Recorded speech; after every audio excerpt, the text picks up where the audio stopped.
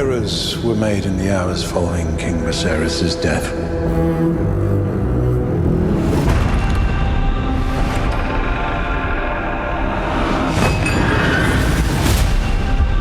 All hail, King Aegon! The enemy usurped my throne. We're going to King's Landing. There is a war so hateful to the gods. It's a war between kin. This senseless war must end. Shall none of us prevail? Not like this.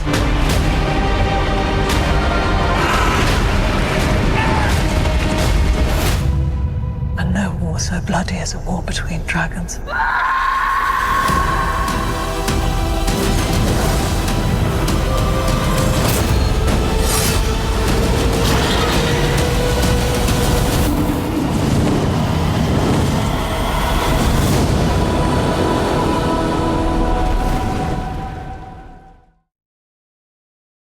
Hey everyone, it's Soul here, and welcome back to my YouTube channel.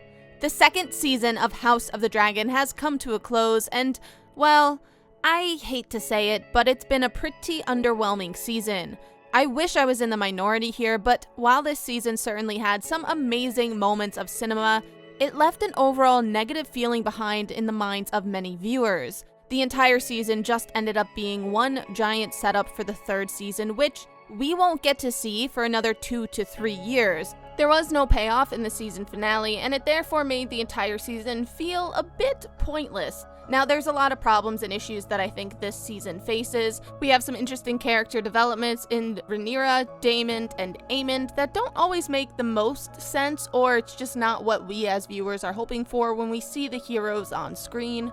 Namely, Daemon being stuck at a haunted castle the entire season is not the best. You have the obvious mentions to the ending of Game of Thrones, which kinda ends up feeling like the writers trying to correct their wrongs in the series finale of Game of Thrones through these sort of flash-forward moments. But ultimately, I think this season faced the biggest issue in relation to timelines. This season lacked any sort of time restraints or time writing tools to help create a sense of urgency and tension in the story. And that is also why a lot of these long, lengthy dialogue moments feel lackluster, because they are lacking urgency and tension in what they are talking about, which often comes from having deadlines and time restraints. There's a lot of things that I want to discuss with you guys, so as always, please remember to hit that like button, click subscribe to see more videos from me, and leave a comment down below. Here is your one and only warning, that this video contains spoilers. Alright, polish your armor, pet your loyal pup, and let's sail into it. Before I talk about all of the negatives that this second season had in store for us, I want to first point out the positives because while it was not great as a whole, there were some moments that were insanely good, and I do really like some of the character developments and decisions that they decided to go with. I personally think that everything about the Greens plot, mainly Helaena and Alicent, during these first 2 episodes were amazing. I just have to give a quick round of applause to Helena's actress Fia. I think she did a fantastic job in her performances here. I got literal goosebumps up and down my arms, seeing this sort of shock and disbelief on her face as her son is getting murdered in front of her. It was amazing, it was chilling, and I think it was a great way to kick off the season. I overall loved seeing all the characters here trying to find their place under the rule of Aegon, and then obviously afterwards, once Aegon is injured, seeing them try and figure things out all over again once Aemond is in charge. We obviously have Otto, who gets his privileges of Hand of the King taken away. Then you obviously have Alicent, who is endlessly struggling to connect to her children, and they are all affected by her lack of mothering. I do want to just add about Alicent because I don't really plan to talk too much about her and in too much depth, but I do like what they are trying to do with her character arc throughout this season. However, I don't necessarily love that she is growing purely out of fear, especially towards the end of the second season here. I do, however, really like how Alicent was in charge earlier, and now she has lost all of that power. I think Alicent is someone who kinda got used to and enjoyed playing the Game of Thrones, and now that she really can't, now that Aegon and Aemond are stopping her from having any say and any control in the council and in ruling the kingdom, Alicent is feeling lost and doesn't really know what she could do to help fix things or how to solve things, And I like the fact that she is trying to sort of find herself under these new circumstances. So while it's not perfect, I do like the overall idea and concept that they're going for with Alicent's character and development, so I do look forward to seeing what she will do moving forward. Moving on, I do think that the visuals, as per usual, look fantastic. I love that we got to see a lot more of the dragons, and in particular, I really love that we got to see the dragons' different personalities. I think it was so fun to see Silverwing just pushing around Ulf. And of course, you have the amazing cinematography in this section where Vermithor approaches out of the darkness behind Rhaenyra. It is a beautiful shot that we get to see on screen, and this entire scene that followed with Vermithor attacking these innocent people was insanely epic but also terrifying at the same time. Not to mention, it also looked visually stunning because of the sudden blast of dragonfire that Vermithor would shoot out as he would attack them. I thought this scene was so cool to watch, even though, of course, it was very twisted and dark at the same time. It's not the best moment in relation to Rhaenyra's character development. We'll be talking about this scene much later on. However, this scene was so epic and so crazy that it's definitely in the top 5 moments of this entire season, just because of the pure insanity and chaos that we witnessed on screen. The next thing that I want to talk about is how I absolutely love what they are doing with both Aegon and Jace's characters in this season. Aegon is kind of the breakout star in this second season. The writers are able to portray him in a way that has a lot of complexity and nuance to him, especially in the first half of the season before he gets injured. I think the fact that they are able to pull any amount of sympathy from us as viewers towards his situation as we witness Aegon struggling to find his position of power now that he is king, I think that's really impressive, and it does deserve a round of applause. However, something that I don't think enough people are talking about is the similarities between Jace and Aegon within this second season, and I just find it to be so fascinating, and I kind of love what they are doing with these two characters. Both of them are not happy with their current positions of power, and both of them have moments in this second season where they lash out and rebel. In Aegon's case, feeling trapped within the castle with no say on what's happening since his mother, grandfather, and brother are all doing things to take power away from him, he decides to lash out and rebel by flying on Sunfire straight into the Battle of Rook's Rest, which we know he obviously failed at. For Jace, feeling constrained and trapped within Dragonstone, he decides to rebel by flying on his dragon over to the twins to talk to and negotiate with the Freys, to which Jace comes out successful. So while Aegon failed, Jace succeeded. We witness Aegon throughout the rest of the season, falling further and further down the confusing pathway of who to trust next and what he should be doing, especially now that he is so weak and is being constantly threatened by his own brother Aemond. On the other hand, Jace, with his success at the twins, has grown even stronger, a lot more aggressive in his personality, and we see him often speaking out to his mother a lot more throughout the season as he begins to push back on every single one of her ideas with his pent-up anger and emotions. It is, of course, really frustrating for us as viewers to witness this because Jace and Rhaenyra, they are the main characters. We want to root for them. So seeing them always fighting and seeing Jace push back against his mother's ideas does get frustrating. And I do think that this overall issue of the fact that our main characters aren't necessarily doing great right now is an issue that the overall season faces because we as viewers want to be able to root for our main characters. So when they're failing and struggling, it makes it a bit harder to root for them when they're not doing great. However, in relation to Jace, I think him pushing against his mother's idea is a good decision because it also helps drive Rhaenyra's character forward. The conflict from Jace forces Rhaenyra to make some changes to her decisions, make some changes to her personality and her plans in ways that probably wouldn't be happening if there wasn't someone close to her that was countering her ideas. And Jace's insecurities about him only being fit for the throne because he is a dragon rider now being taken away, I think those insecurities, I really enjoyed them because of how similar it was to Aegon. I think that sort of similar insecure feeling that both of these characters have is a nice similarity to see on both sides of this war, and I'm really interested to see what's going to happen moving forward amongst these two characters. Now, to sort of start wrapping up the positives, Rhaena and Bela's characters, I think, are really well-written side characters. However, I do think that, in particular, Rhaenyra's story is getting hindered by the poor pacing and editing decisions, especially within that final episode. Instead of her being able to end the whole season on this high note of finally claiming a dragon, we suddenly have this jarring cut every 5 minutes to her just running through the wilderness. I do think that as a whole, it ended up making her story feel a bit more jarring and out of place than one long consecutive scene would have been in this season finale. So with all of that, we've kind of transitioned into some of the negatives, so let's address the main issue of the pacing and the timelines and the overall lack of time restraints within the second season. So when it comes to the overall issue of pacing that the show has, there's a lot of things that the editors themselves are doing that I don't really like. There's a lot of fade to blacks, a lot of thinking that it might be over, but then it's not. There's a lot of awkward cuts, like we just mentioned. The biggest one and most noticeable one is all of these constant cuts back to Rhaenyra in the season finale. But the actual pacing of the story itself feels a bit aimless. It doesn't always feel like the writers know exactly where the plot is going, despite the constant repeated mentions of how important the Riverlands are to this battle. So why is it that despite the characters telling us over and over again how important this is, that we as viewers don't necessarily feel that urgency?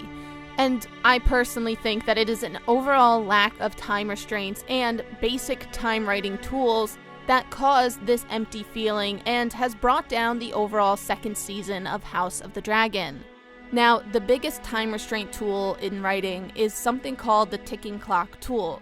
It's used in relation to a crisis moment in the story. It basically adds in some sort of a countdown to help create urgency and drive within a plot. The most basic example being that the hero has to disarm the bomb before the time runs out and the world explodes. Another example might be that the hero has to finish their quest before midnight on the summer solstice. A character might have to find a date before the homecoming dance, or fix their friendship and relationships before the debutante ball. Whatever it may be, having some sort of deadline creates tension and urgency throughout the story's events, but it also helps play a role in relation to a character's development, since as the timer runs out, as we get closer to that zero and the explosion going off, a character's sudden rash or impulsive actions feel justified since there's only a few minutes left on the clock. And I have to say that the first season of House of the Dragon did a fantastic job using this writing tool. Viserys was the ticking time bomb. The entire first season, both us as viewers and the characters themselves had this crisis moment, the moment of Viserys' death slowly approaching, going on in the back of their minds. It made viewers insanely tense and anxious to see what is going to happen next, now that first of all these two friends can't remedy their problems, and then now their children can't remedy their problems. How are they going to fix this before Viserys dies? And ultimately, they don't. I also want to add here that having Viserys physically deteriorating in front of us on screen was a great reminder of that countdown, because it created so much more tension when we saw him struggling to walk, when we saw him wearing the mask. He was this looming shadow and an ever-growing cloud of doom and despair, and it just made for some great moments of urgency and tension within this story. Then, of course, the day eventually came, the timer ran out, and Viserys died. So what do the writers do to create tension and urgency through timing? Well, they suddenly switch the countdown into a form of a race. It is the race to sit on the Iron Throne. The first one to sit on the throne will claim it, and episode 9 was my favorite in the entire first season because I personally love stories where the pressures of time are strong, and in this episode, this mad dash to find Aegon and get him on the throne was perfection. I love when every single second counts in a plot and a story, and that is exactly what we were witnessing in the Hightower's search for Aegon. We saw Aemond struggling to choose between having Aegon on the throne or to put himself there and just let Aegon go free. We were witnessing Alicent under the pressures of this time restraint, under the pressures of this race mentality, struggling to support her own decision and fulfill what she thought was Viserys' last words and requests. Then, keeping this sort of race style to their pacing and timelines, we are with Rhaenyra and everyone at Dragonstone in the season finale for all of these insanely important moments. She is rushing to try and get everything done, to send out ambassadors and envoys to try and get all the noblemen to bend the knee as fast as possible and pledge their allegiance to her before the Hightowers do. It is this great moment of chaos and madness as everyone rushes around to sort of gather all their chess pieces on the board. And then of course we transition from being with Rhaenyra for every single second from the moment the news drops to being with Lucerys as he tries to get House Baratheon to bend the knee to Rhaenyra, and then of course the dreaded moment that we witness in the season 1 finale with Luke trying to escape Aemond and Vhagar, but Aemond accidentally kills Lucerys with a look of remorse and regret seen on his face. Now, if you watched my previous video, you guys know that I definitely didn't love the entire first season. I do think that it should have been spread out amongst 2 seasons so that we'd get a better understanding of these characters when they were younger, especially with the children. I wish we got to spend more time with them before the war actually broke out. However, that being said, the writing structure and the quality of writing I do think is a lot better in the first season than the second one, and I think you could see that very clearly even in just this one example of the time writing tools. Coming off of the first season where time is relevant and insanely important, especially within those last 2 episodes, with the second season making time and timelines basically irrelevant throughout the entirety of it, it leaves the writing feeling a bit empty and poor. It obviously affects the general plots and the pacing of the season, but it also goes on to affect all of our characters for so many reasons. For example, we don't know how many months it's been since Lucerys was killed, and I think that's very important in the relation to understanding Rhaenyra's character development within those first couple of episodes. We don't know how long it's been since Jaehaerys was killed, which again would relate to Helaena and Aegon's development within the first half of the season. I wish we had any amount of the timeline right now, because it would greatly benefit us viewers' understanding of the characters' development throughout this entire season. The main character and the main plot point that I do think suffered the most because of this lack of the timeline is Daemon and everything that's happening at Harrenhal. Daemon being at Harrenhal the entire season makes it feel like he's been there for months. It dragged on so long that in my mind, he must have been there for months and months because everything else that has happened in the second season happened when he was away.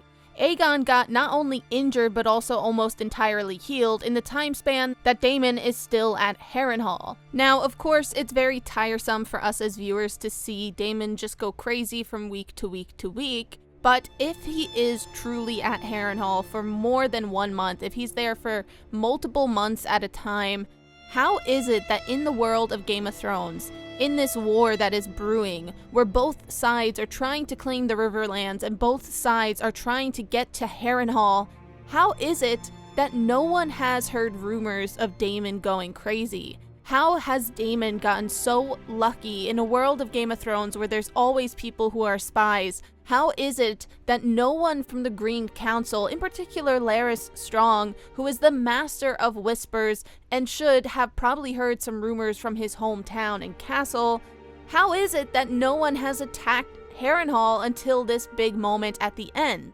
Daemon has been very, very weak as he is sitting at Harrenhal. He's angered the River Lords, which I personally thought was a really nice plot that just got overshadowed by the fact that this didn't have a timeline, and therefore the timeline didn't create any consequences. The fact that Daemon is able to get away without even a scratch on his face for these presumably multiple months that he is just sitting around losing his mind in Harrenhal is so strange and absurd to me, and it's a huge oversight on the writing. This is why it's so important to make a timeline so clear, because the odds of this happening are so slim, I just don't buy it.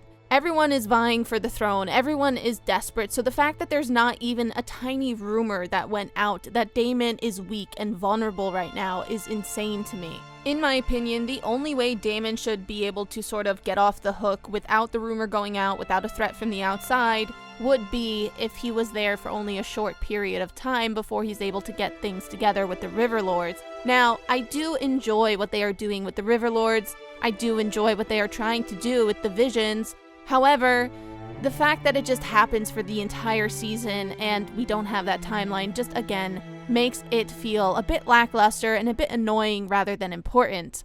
However, another issue that I personally had with Daemon's visions is the fact that the payoff for it isn't fully there. Instead of Daemon learning from these visions of Viserys, of his mother, and all these weird things and hauntings that have been happening to him at Harrenhal, instead of that driving him to realize that he is not fit for the throne and Rhaenyra is the one that he should be supporting, he instead makes that decision based on the fear after seeing the vision of the prince that was promised. It makes me think that Daemon, if given the chance, would have gone against Rhaenyra. It makes me think that he is not someone who's loyal to Rhaenyra at all before this vision. If this vision never happened, would he have still sided with Rhaenyra? That's the big question that I feel is left unanswered, and now, instead, he's acting solely out of fear for this vision, for the White Walkers that are soon coming. It has essentially made all of these visions kind of pointless because he didn't learn anything. The ultimate decision to have him make a choice after seeing the vision of the prince that was promised completely erases the growth and development that could have happened from the visions of his brother. And it's just really disheartening to think that Daemon is maybe not truthfully loyal to Rhaenyra until he was put in a position of great fear for the future. And again, it's a shame because I really liked everything else that was happening with the River Lords. I liked him growing this army and struggling to keep control of all these different lords. But it just got overshadowed by all of the negatives occurring around it that I did not like these sections of the show. And now I know I've been going on a bit of a tangent, but just bear with me for a little while longer because there's one other area of this plot that I think takes away from the entire season and the entire show, in my opinion, and that's the repeated idea that the prince that was promised keeps getting brought up, and it's driving forward so many of the characters and has such a strong control and impact on the entire show, and I think that's a horrible decision for the writers to be making. Obviously, bringing up the Game of Thrones ending is bound to raise so many negative feelings amongst viewers, simply because the Season 8 finale was heavily disliked, discussed, and it's constantly being talked about here on YouTube to this day. So just that idea alone should be enough to deter writers away from it. However, the writers seem to be trying to make up for some of their faults through this vision that Daemon sees. One of the things that so many fans wanted the answer to at the end of Game of Thrones was who is the prince or princess that was promised, Daenerys or Jon Snow? And now it seems the writers have made a decision by portraying Daenerys in Daemon's vision. However, the reality is, at the end of Game of Thrones, this wasn't the case, so you can't be sort of backtracking and trying to correct your wrongs when the Season 8 finale exists. Game of Thrones Season 8 ended on the fact that neither Jon Snow nor Daenerys Targaryen were the true prince or princess that was promised. Neither one of them was successful in uniting the realm because Cersei was not joining them in their battle against the White Walkers. Neither one of them, of course, defeated the White Walkers because, as we know, it was Arya that jumped out of nowhere and killed the Night King. And then finally, neither one of them sat and ruled on the Iron Throne. So how can either one of these people be the true prince or princess that was promised? Game of Thrones decided it was best to go against fate, to go against prophecy, and create their own ending. It was their way of sort of trying to break the wheel like Daenerys kept talking about.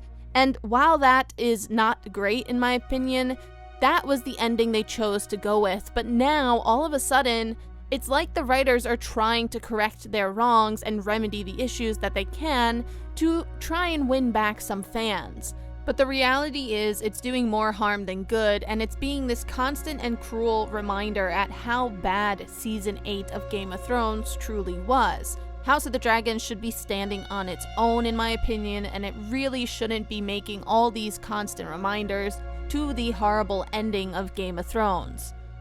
So, as a whole, the Harrenhal section, Daemon's character, and the mention of the prince that was promised, all of that happening in the same area throughout this horribly messy timeline that's just not clear, that whole section of the show, in my opinion, is just so bad, and it's really pulling down the entire season.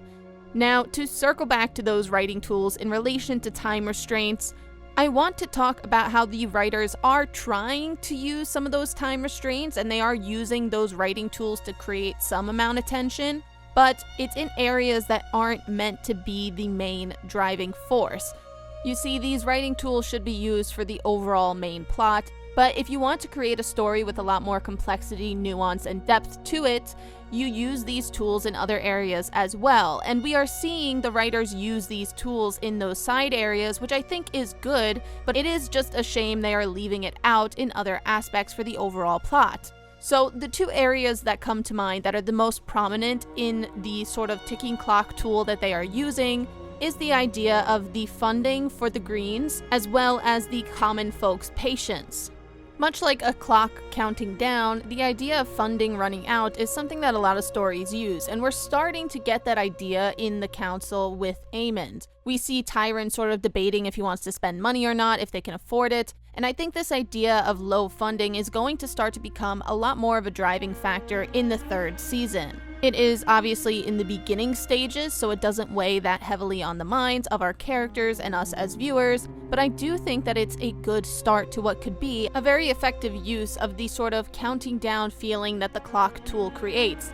I do, however, think the idea of funds running out would be a lot more beneficial to Rhaenyra's plotline. I think the idea that both of these tension tools are only on one half of our characters on the green side of the story, and nothing is really happening over at Dragonstone to drive things forward. I think the idea of having a certain amount of funding to get them through scenes so many months, putting a sort of number on things, would help drive Rhaenyra's story in this second season.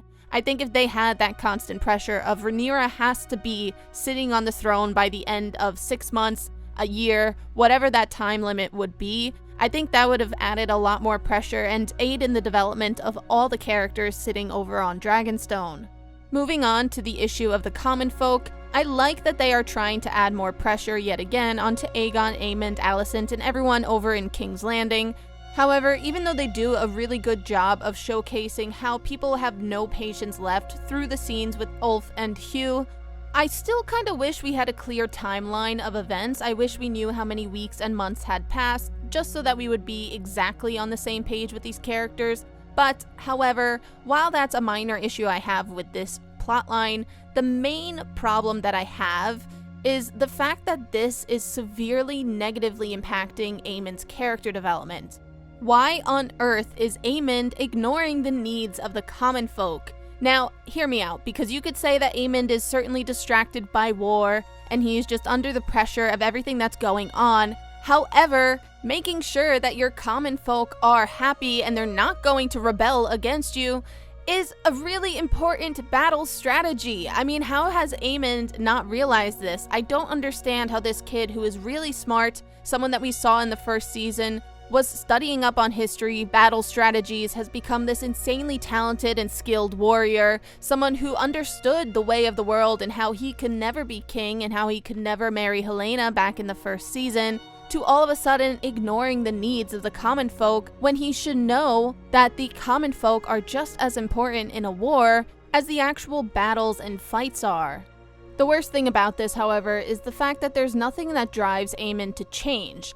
Everything up until the season finale, Aemond is essentially the hunter. He is the one that is planning everything. Everything's going to his plan. There's no sort of pressure on him. There's no threat towards him until the season finale, when Rhaenyra finally gets 3 new dragon riders to sort of threaten Aemond and Vhagar.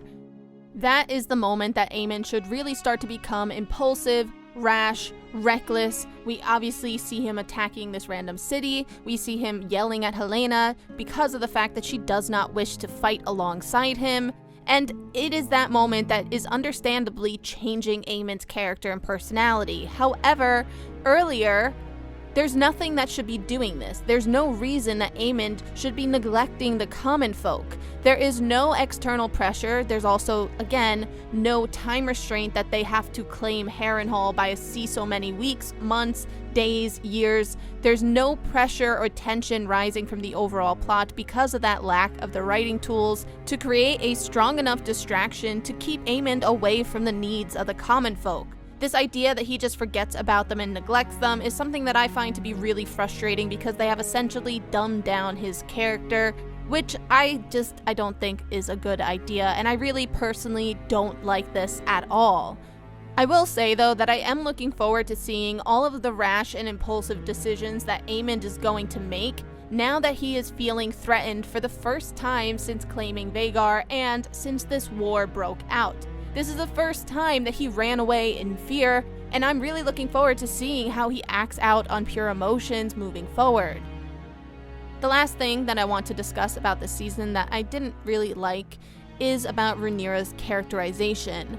Now, there's quite a few moments that I liked Rhaenyra's character. I liked the beginning that she's very distant, she's grieving, she's closed off, she's mad, she gives that one command, and then when it goes wrong, she pumps the brakes hard. She stops entirely, so much so that she ends up not really doing anything.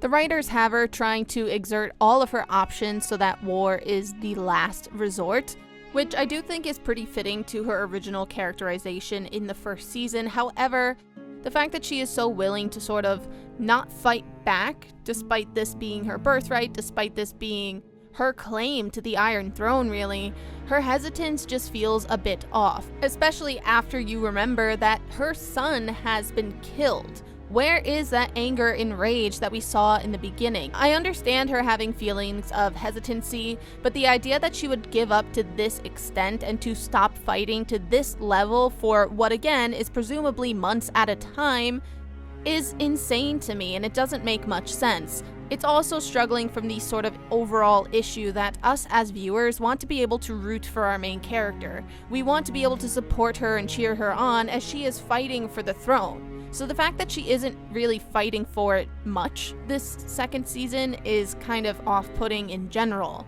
I also personally think something that Rhaenyra struggles from a lot is the lack of someone to confront her. I think Daemon being in Harrenhal the entire season was really bad because there's no one to really push against Rhaenyra's ideas. Rhaenys and Corlys, they don't really push against Rhaenyra's ideas, they just kind of support her ideas from time to time with very gently guided advice. However, people like Daemon and then in the later half of the season, Jace, them pushing against Rhaenyra's thoughts and opinions actually helps develop and change her character moving forward. However, like I said, Daemon's away the entire season. We don't get that motivation and drive from him to change and adapt Rhaenyra's ideas to actually push her and move her characterization forward. I personally also think that there is this huge disconnect between Rhaenyra wanting to spare as many innocent lives as possible to all of a sudden her serving up so many innocent people to Vermithor for dinner. The fact that she doesn't care that she just slaughtered so many people is really weird to me and is why I feel there's this disconnect. If we were to have seen her acting a bit more emotionally as people were killed, or if we saw her struggling with this idea beforehand, if there was a stronger emotion and guilt to her about having to kill all of these people, then I think it would be a lot more understandable, but right now it's just a bit of a jarring, weird sort of jump in Rhaenyra's character. And also, going back to the lack of the pressures that time restraints would add, I think the idea of the council getting angry at Rhaenyra got a bit annoying to us as viewers because we kinda didn't care about them. We kinda don't care what they have to say because they weren't really saying anything too important. We are supposed to be rooting for Rhaenyra, so that is what we do. If the council, as I said earlier, were perhaps mentioning that they don't have the funding, if Rhaenyra had to claim the throne before the end of 2 fortnights, if they added in something that is actually crucial to the plot and crucial to our main character, then I think that the pressures from her council would be a lot more of an interesting plotline than what it currently is at, with Rhaenyra just getting talked down to and getting just a bit annoyed at her council. There would be some sort of level of importance and stakes to it because there would be this tension and urgency in the plot and in the story. Now, of course, like many of you guys who are invested in this series, I have heard that the writers have been saying they didn't get enough funding from HBO in order to do better with the story. They actually wanted to end with this battle that's going to take place at Harrenhal, but they didn't get enough funding for it, and therefore they had to also cut back to 8 episodes as well. However, I still think that it's a major issue that the writers didn't have any sort of time-restraint writing tool to create tension and urgency in the overall plot for the season. Even if we saw the battle in the season finale, I still think I would have all of these issues with the characters, with the timelines, with the time restraints, because it's just so bad, and it created a lot of low moments in the dialogue because that level of importance, that urgency and tension was not there. And while I know us as viewers will never know all of the inside details, we don't actually know who's pulling each and every string. Maybe it is truly all because of the funding issues. I also know that this was written during the writer's strike, so maybe that is also to blame. Definitely plays a part in everything. However, I just can't help but feel like the writers and directors should have made some changes that could have helped. I can't help but feel like their neglect of some basic writing tools is a bit unforgivable in a series that is just this massive. So as a whole, I really didn't like the second season. There's some moments, like I said in the beginning, that are really good, but overall it is poor quality. But I will keep watching just because I really want to see the dragons fight again. I liked the battle at Rook's Rest for the most part, even though I do think some of the emotional beats were a bit too much with Meleys and Rhaenys.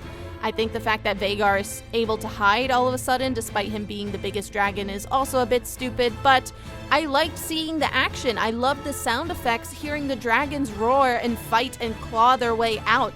I can't wait to see all of these dragon fights that are going to hopefully occur next season. But I am starting to get really concerned because I was saying the same thing at the end of season 1.